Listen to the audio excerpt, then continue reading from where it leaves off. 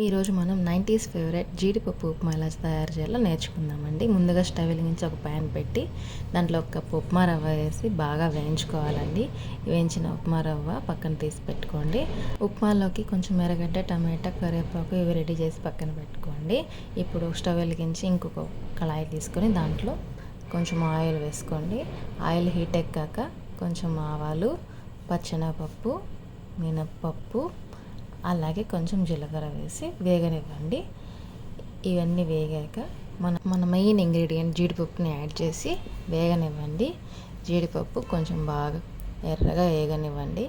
జీడిపప్పు కూడా బాగా వేగాక కట్ చేసి పెట్టుకున్న అల్లం ముక్కలు, అలాగే మన ఆనియన్ కూడా వేసి 1 నిమిషం పాటు బాగా వేగనివ్వనండి. బాగా కలిపెట్టండి. ఇవి వేగాక మనం సన్నగా తరిగి పెట్టుకున్న పచ్చిమిరపకాయ కూడా వేసి ఒకసారి అలా కలబెట్టండి. నిమిషం పాటు బాగా కలబెట్టండి. అలాగే మనం కట్ చేసి పెట్టుకున్న టమాటాని యాడ్ చేయండి. టమాటా కూడా కాసేపు వేగనివ్వనండి. అలాగే కొత్తిమీర, కరివేపాకు మీ ఇష్టం అండి, ఆప్షనల్. పుదీనా కూడా వేసుకునే పని అయితే వేసుకోండి. అన్నీ కూడా వేసి అన్నీ కూడా బాగా వేగేదాకా వెయిట్ చేయండి. 4-5 నిమిషాల తర్వాత బాగా వేగిపోతాయండి. ఇప్పుడు మనం ఈ మిశ్రమంలోకి వాటర్ని యాడ్ చేసుకోవాలండి. 1 కప్పు ఉప్మా రవ్వకి 2.5 కప్పు వాటర్ వేసుకుంటే కరెక్ట్గా వస్తుందండి. మెజర్మెంట్ అనేది 1 కప్పుకి 2.5 కప్పు అండి. నేను 2 కప్పులు ఉప్మా రవ్వ వేసాను కాబట్టి 5 కప్పులు నీళ్లు పోసాను. దీంట్లోనే మనం కొంచెం ఉప్పు కూడా యాడ్ చేసేసేయండి. ఇప్పుడు మూత పెట్టి పక్కన పెట్టేయండి. బాగా నీళ్ళు అనేవి కుత ఉడుకుతాయండి.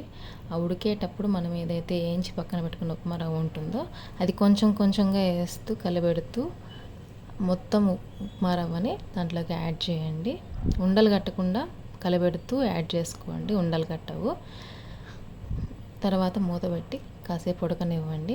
మధ్యలో అప్పుడప్పుడు మూత ఓపెన్ చేసి కలబెడుతూ ఉండండి. కింద అడుగు మాడకుండా ఉంటుంది.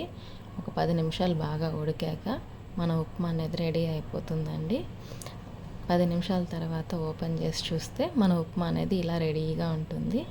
ఇదేనండి, చాలా సింపుల్గా చేసి 90s ఫేవరెట్ జీడిపప్పు ఉప్మా అండి. దీన్ని మనం ఒక సర్వింగ్ ప్లేట్లోకి తీసుకొని వేడివేడిగా ఉన్నప్పుడే తింటే చాలా అద్భుతంగా ఉంటుందండి. దీన్ని మనం పల్లీల చట్నీతో అయినా తినొచ్చు, లేదా పచ్చిమిరపకాయల చట్నీ, ఎండుమిర్చి చట్నీ, ఊరగాయలతో కూడా తినొచ్చండి. అంతే అండి. Please like, share and subscribe.